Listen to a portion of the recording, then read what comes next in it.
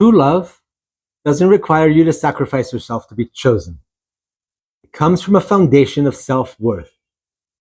Yet overgiving is a trap many of us fall into, especially in romantic relationships, friendships, or family dynamics. While it might seem like an act of generosity, overgiving often stems from a place of fear or insecurity, a desperate longing to feel valued and loved. Instead of bringing connection, overgiving frequently leads to feelings of depletion, frustration, and invisibility. So why do some people, myself included, sometimes find themselves stuck in this exhausting cycle?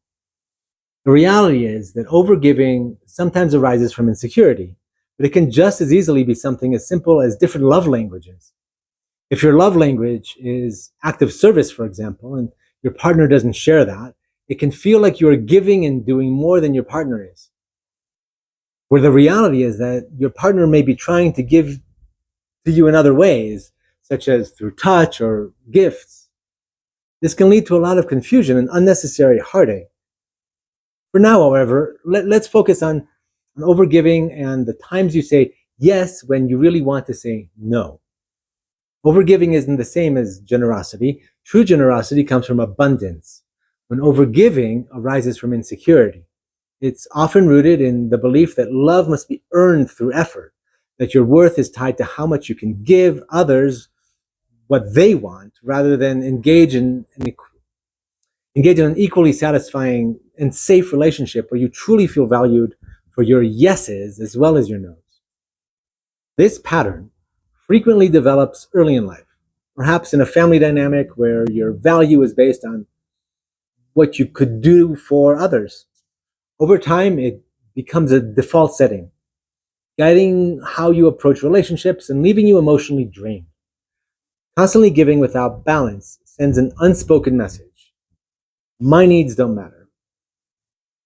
This creates disharmony in relationships. The giver feels unseen, and the receiver may unintentionally take for granted what is freely offered, feeling confused when you finally explode with unspoken resentment. Over time, this dynamic becomes unsustainable. Resentment builds, trust erodes, and the mutual respect necessary for a healthy relationship fades away. Love, when fueled by obligation or fear, can't thrive. It requires balance, mutuality, and relaxation. How can you break free of this cycle? Breaking the cycle of overgiving starts with awareness and intentional change. Here are a few easy things you can do in that direction.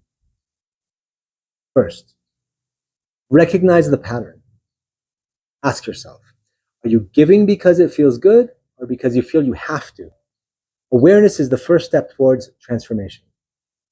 Number two, set clear boundaries by developing self-awareness. When you become used to overgiving, you often lose track of what matters to you. You have to take time to yourself to reflect on your principles and get to know your body's signals again. You may have to relearn what feels good and doesn't feel good to you.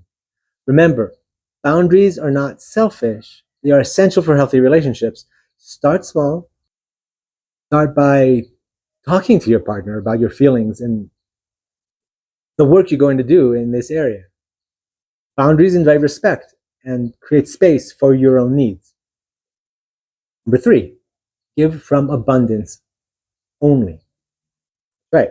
Only give when it feels joyful and aligned with your values, not out of fear of rejection or obligation. This shifts the dynamic from depletion to fulfillment. Number four, prioritize self-compassion.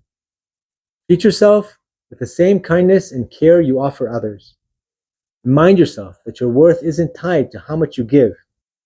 Now, the key to all of these things is self-awareness. So give yourself the time you need to get to know what you enjoy and how your body feels in different situations. You'll make mistakes, you'll cross red lines. That's part of the process, but be intentional about it.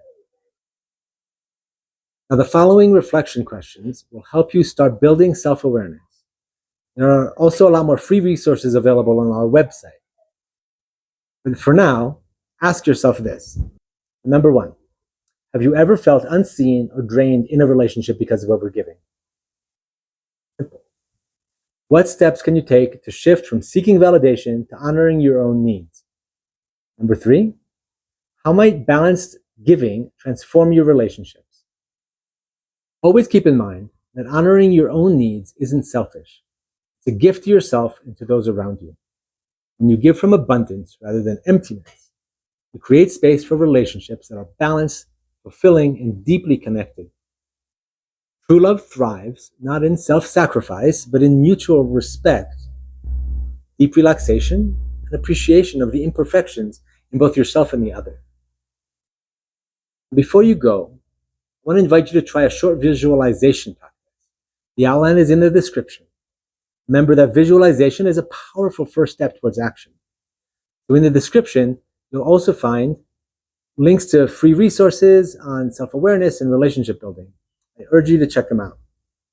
And of course, if this video resonates with you, please take a moment to like it and share it with somebody who you know needs it.